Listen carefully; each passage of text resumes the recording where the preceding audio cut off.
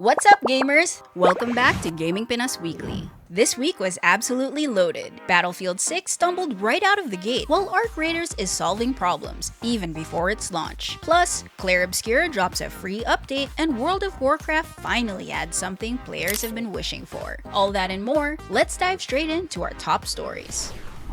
RPG fans, listen up. Clair Obscur Expedition 33 just hit a big milestone. Over 5 million copies sold worldwide. A huge feat for a brand new IP, but most especially for an indie studio. To celebrate, developer Sandfall Interactive just announced a massive free update. The update adds a whole new region to explore, side quests, and challenges designed to test even the sweatiest turn-based tacticians. And if you thought the original bosses were punishing, the new ones are basically designed to ruin your weekend.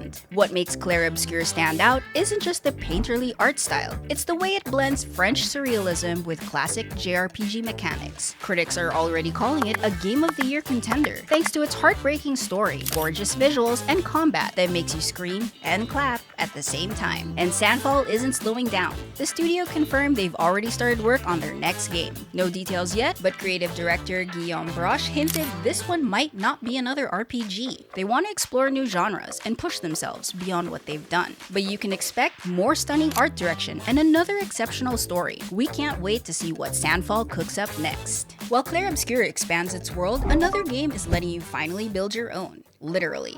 After 20 years, World of Warcraft finally added player housing with the upcoming Midnight expansion. You can now claim your own plot of land, decorate homes, and even join neighborhoods with friends. Basically, Azeroth just turned into The Sims, with more orcs. Blizzard says customization will be deep. We're talking furniture placement, outdoor housing, cosmetic rewards, and even neighborhood systems, where guildmates can flex their creativity side by side. There's also a new hub city called the Argentina, where players can show off their builds and trade ideas. It's been the most requested feature in World of Warcraft's long history, and Blizzard is finally delivering. They're even letting everyone test it early on the PTR, no expansion purchase required. Expect to spend more time arranging furniture than raiding dungeons. Peak MMO energy. So yeah, after 2 decades of slaying dragons, we're finally arguing over where to put the couch, and honestly, that's the real endgame.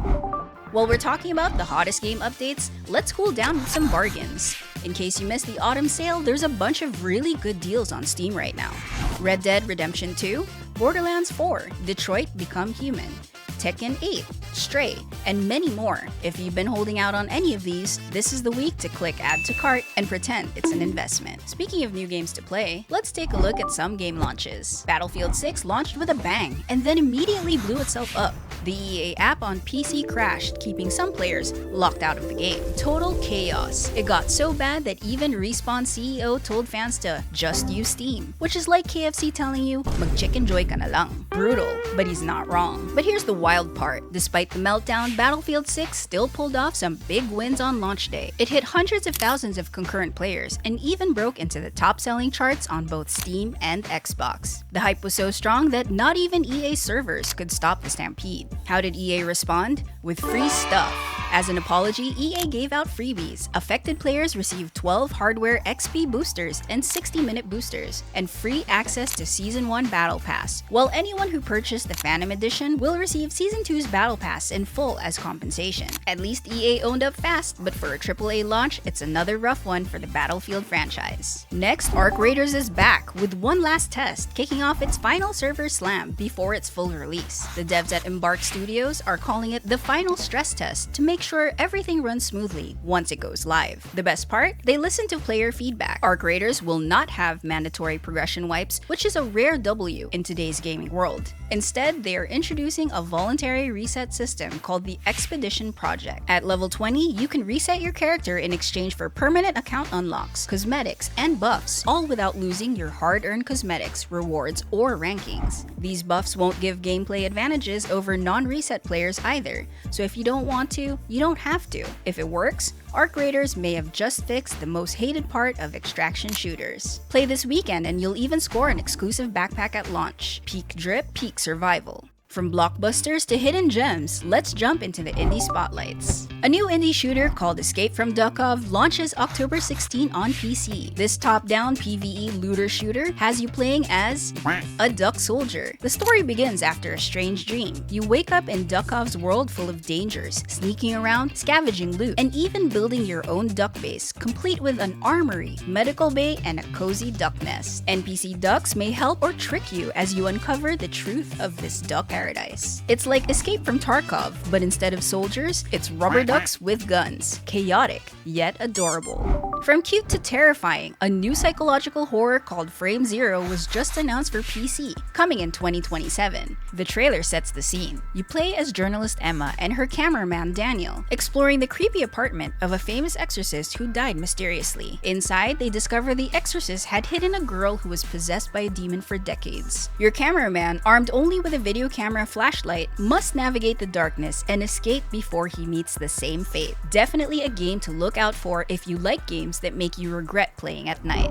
Next up in entertainment news, a classic game franchise is turning into a big movie franchise. The sequel Mortal Kombat 2 is on the way, and before it even hits the theaters, Mortal Kombat 3 has already been confirmed. New Line Cinema announced the third film during New York's Comic-Con, with Jeremy Slater returning as the writer. They haven't dropped the story yet, but insiders say test screenings and trailer hype convinced them there's a huge audience, which shows how much Mortal Kombat is shaping up to be one of the biggest gaming movie franchises out there. Get over here!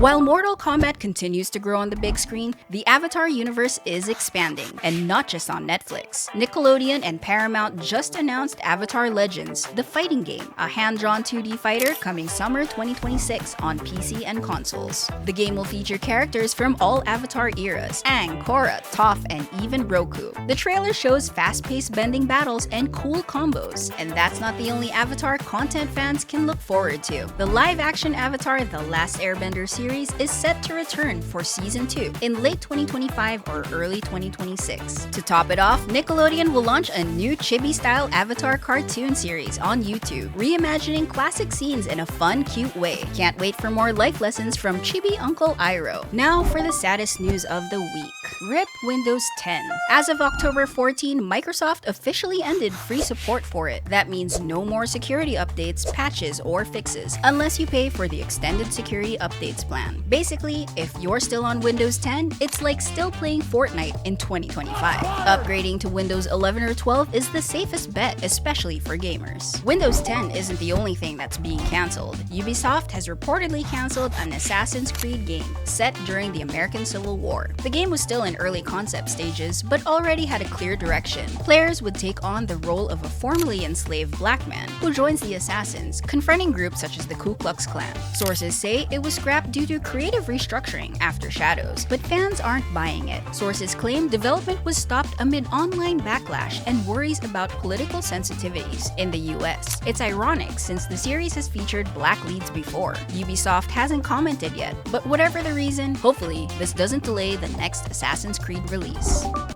What a crazy week it's been! What story caught your interest? Let us know in the comments below, or just drop your favorite emote. Thanks for watching, and follow Gaming Pinas for your weekly dose of gaming news and updates.